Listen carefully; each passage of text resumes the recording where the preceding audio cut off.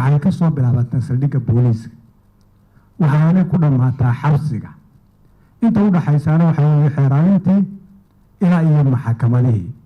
waxayaguna aasaas iyo bugdiin u ah inuu dalku leeyahay shuruuc hufan oo fudud oo la fulin karo oo la sii saadaalin karo maxsuulka ka soo baxaya marka qof lagu geeyo maxkamadda waxaa iyaduna sidoo kale muhiima marka iyaduna aad iyo aad muhiima qareennada oo qayb weyn ka ah oo hay-adaha dowliga aan ka mid ahayn cadaaladda madaniga marka laga hadlayo iyadana sidaasoo kale waxay leedahay hay-ado aad iyo aad u tiro badan oo qareennadu ka mid yihiin oo hay-adaha iyo wasaaradaha ka mid yihiin oo ay dowladaha hoose ka mid yihiin intaasoo dhan markaa laga soo bilaabo shuruucda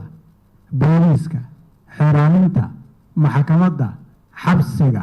qareennada dowladaha hoose dhammaan intaasa waxay u baahan yihiin habeyn isku xiran oo dhammaystiran oo qorshaysan oo wakti leh intaa haddii aynan markaa isku xirin macnaheed noo samayn mayso inay nidhaahdo maxkamado ayaan dib u habaynaynaa ama xeeraanin ayaan dib u habaynaynaa oo si goos-goosa inaynu wadii ugu kala habayno micno weyn noo samayn mayso marka runtii waxaynu u baahannahay dib u habayn cadaaladeed oo dhammaystiran oo wada socota oo leh qorshe cad iyo hanaan fulineed oo laysla yaqaano oo ay dhahayso rabitaan iyo ka go'naansho siyaasadeed intaa markaaynu isla helno ayaynu guulaysanaynaa oo aynu gaaraynaa halka aynuu soconno waxaa kaloo muhiim iyaduna inaynu maskaxda ku wada hayno cadaaladda iyo sarreynta sharciga iyo talintiisa iyo garsoorka madaxa bannaan waxay aasaas u yihiin wax kasta oo nolosha bini-aadmiga saameeya ma xaqiijin karno amni kuma naamoon karo nabadgelyo haddii aynaan haysan garsoor madax bannaan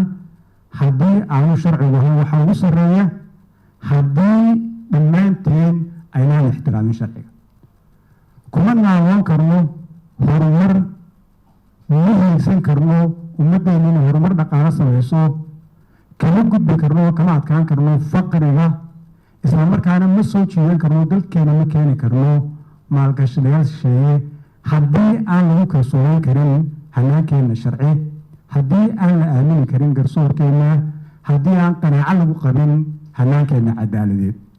markaa dhammaanteen waa inaynu qalbiga iyo niyadda ku hayno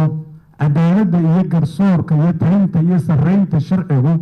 inay yihiin aasaaska iyo degdega dhammaan wax aynu rabno inaynu xaqiijino sida wax kasta muhiimadeed runtii hogaamiyaasha dalalka guulaystay dhammaantoodna haddii buugaagta ay qoreen aada akhriyaan ilaa iyo ra-iisul wasaarihii singapore aabbaha singapore ilaa iyo Tony Blair oo hadda ugu dambeeyey buuggiisa ugu dambeeyey waxay ku qorayaan horumarka ay dalalkaasi sameeyeen dhowr arrin baa u asala waa rule of law iyo independent judiciary labadaas aasaas u ah labadaasaynu markaa u baahannahay inaynu qalbiga iyo maskaxda ku wada qaadano inaynu ka wada shaqayno soomaaliduna hore ayay uga gabayday cadaalad la-aanteed ummadii aanay jiri karin oo bulan soomaaliyeed ayaa wuxuu gabaygiisa ku jirtay rag cadaalad waayaa sidii cawsha kale yaa macnihii waa dad cadaalad waayaa rag marka laga hadlayo waxaa laga hadlayaa dad oo dhan baa laga hadlayaa ummadii haddii ay cadaalad weydo sida cawsha u kale yaacasa waana is cunaysaa taasna tusaale nool soomaalida u ah waxaynu u kala yaacnay aynu isku cunnay ilaa iyo maanta u heshiin laanahay waxaa waa cadaalad baynu weyni markaasaynu kala yaacnaynu is cunnay weliba waa isku soo laaban la'nahay haddii aynu markaa rabnay inaynu heshiino haddaynu rabnay inaynu isku soo noqonno haddaynu soomaaliya cadaalad baynu u baahanay cadaaladdan waxaynu uga baahannahay qofka soomaaliga cadaaladda markuu siduu baahayo kale inaanu dareemin laakiin waa inuu mar walba dareema cadaaladuna muhiimtay dhibaatada soomaali haysata waxa weeye qofku marka culaysku isaga ku yimaado ayuu dareema inuu cadaalad baahanyay inta kale cadaaladda shaqa kuma laha marka waxaad u baahan tahay qofka soomaaliga aho si ay cadaalad u hesho mar walba waa inaad u taagnaataa cadaaladda haddii aad awood leedahay iyo haddii aanad lahayn iyo haddaad markaa u baahan tahay cadaalad iyo haddaan u baahnayn haddaad مرهرونتي تاسا دمانتين لنقرها وحان ربا يجنا هيدها الدولة إن البريرتيو وأن الشروع عين السميسيو وأن دمانتين وضا قبطان مرقار وحا لغيابا إن فهم كشرعي هيتان لغيابا مركا هاي الدولة لسو دعوه وقف كسو دعوه إنه مركا قارت كاتون كسو جوابته مركا قارن عيبو عرفتو محكمة لغيابا هاي الدولة runtii ma aha in maxakamad lagaaga yeedho iyo inay cid isdacweysan waa karaam wey yacni waxay ku tusaysaa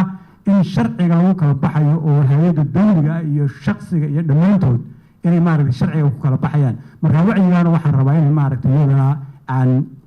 maaragtay dhiirigeliyo oo saas loo dareensanaado ilaahay waxaan ka rajaynayaa inuu cadaaladdeena waafajiyo inuu dalkeena barakeeyo inuu ka dhigo dal ay cadaaladdu ay sarreyso oo waxa ugu sarreeyana uu sharciga yahay communique ama warmurtooyin qurux badan ayaa halkan laga soo saaro laga soo jeediyey wuxuu u baahan yahay markaa inaanu noqon go-aanadaas ama soo jeedinaha quruxda badan ee waraaqaha ku qoran wuxuu u baahan yahay dabagal wuxuu u baahan yahay qorshe in loo rogo wuxuu u baahan yahay fulinteeda in laga shaqeeyo waan ognahay duruufta uu dalkeenu ku jiro waxyaabahan quruxda badan oo dhan lama fulin karo oo waxay u baahan tahay awood badan oo dhaqaale u baahan tahay laakiin waxaynu u baahannahay inaynu kala hormayno oynu hortagin kala samayno oo si ay u kala muhiimsan yihiin aynu kala maaragtay fulino arrimo fiican oo dhowrahoo si fudud loo fulin karaa jira oo laga shaqayn karo oo aasaasna u ah dhismaha hay-adaha aynu hadda ka hadlayno kow waxaa ka mid a dhammaystirka dastuurku wuxuu ududhexaad u yahay helitaanka hay-adaha aynu hadda halkan kaga hadlayno haddii dalku aanu helin dastuur suurtagal maaha wixii ka dhalanayay inay dhismaan markaa dhammaan hogaamiyayaasha soomaaliyeed arrintaasi uu mugtooda leh waxaan rabnaa in arrintaasi aynu ku dhiirigeliynaa in arrintaasi si dhaba looga shaqeeyo waayo waxaa ku xiran dalkan mustaqbalkiisi waa ku xiran dastuur in la helaana qof kasta ayuu dan u yahay taas marka la helo waxaa ka imanayaa hay-adaha kale ee halkan lagu qeexay gole adeeg garsoor lama heli karo maxkamadaha halkan laga hadlo lama heli karo shuruuciya xataa nidaamka garsoorka ee garsoorka lagu maamuli lahaa lama heli karo haddii aan la aqoonino dastuurka dalku aanu si fiican u qeexin marka arrintaas runtii waxaa waa laga maarmaan waxaa weeyaan aad iyo aad u dhiirigelinayaa dhismaha guddiga dib u habeynta shuruucda dalkeenu wuxuu soo maray duruufo kala duwan iyo heerar kala duwan shuruuc kala duwan oo tiro badan baa soo baxday dowladdii rayidka ahayd tii milatariga ahayd iyo intii dowladda jamhuuriyadda saddexaad la dhisayay shuruucdaas waxay u baahan yihiin in si fiican dib loogu habeeyo si aynu ula jaan qaadno dunida iyo gaar ahaan bulshada bariga afrika aynu hadda ku biirnay taasina waxaan insha allahu tacaala ka codsanayaa madaxweynuhu hogaamiye insha allahu tacaala dhismaheeda wasaaraduna ay kasoo shaqeyso anigoo og inuu madaxweynaha mara badan ka sheegsanay aad iyo aad u danaynayo hay-addaasi maaragtay dhismaheeda ugu dambeyn waxaa jirta iyaduna shuruuc aasaas u ah xil gudashada garsoorka iyo helitaanka cadaaladda oo ugu horeeyo xeerka ciqaabta guud ee soomaaliyeed oo marar badan cabashadiisa laga soo jeediyey meelo badan xeerkaasi shaqo weyn baa laga qabtay waa la diyaariyey waa soo dhamaaday golaha wasiirada yaallaa waana xeer farsamo oo runtii u baahan in sida ugu dhaqsaha badan loo hirgeliyo waxaana la waafajiyey shareecada islaamka waxaa golaha wasiirada iyo baarlamaanka labadiisa aqalba ka codsanaynaa xeerkaas isagana inay meel mariyaan weliba inaan aada loo farafarayn waxaa ka soo shaqaysay khubaro tiro badan oo soomaaliyeed iyo dad aan soomaali ahayn intuba waxaa ka soo shaqaysay fuqaha ku xeel dheere shareecada islaamka marka insha allahu tacala waxaan rajaynaynaa in sidaas lagu meel mariyo waxaa iyaguna jira shuruuc kale oo muhiima oo iyaguna golayaasha hor iman doona oo dibahaaweyn lagu sameeyey xeerkii habka ciqaabta dibahaaweyn lagu sameeyey xeerkii axwaalu shaksiyaha oo la diyaariyey isagana iyo xeerka loo yaqaano taxkiimka oo isaguna la diyaariyey oo runtii muhiim u ah ganacsiga iyo dhaqaalaha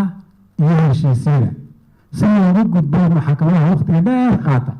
xeerarkaasoo dhan waa soo socdaan wasaaradda ka shaqeysa oo ku bogaadinaynaa khubaro caalamiya iyo khubaro soomaaliya kala shaqeeyey iyagana waxaan codsanaynaa oo golayaasha xukuumadda iyo baarlamaankaba ka codsanaynaa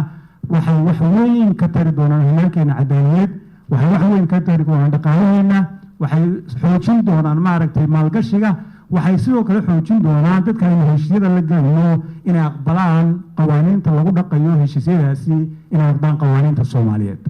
marka iyagana waxaan codsanaynaa oo si sharaf iyo karaamo aan u codsanaynaa in iyagana si ugu dhaqsaha badan wada ka fadhiga hadda lagu jiro in lagu mariyo ka codsanayna aad iyo aad u mahadsantihiin waxaan rabaa hadda inaan ku soo dhaweeyo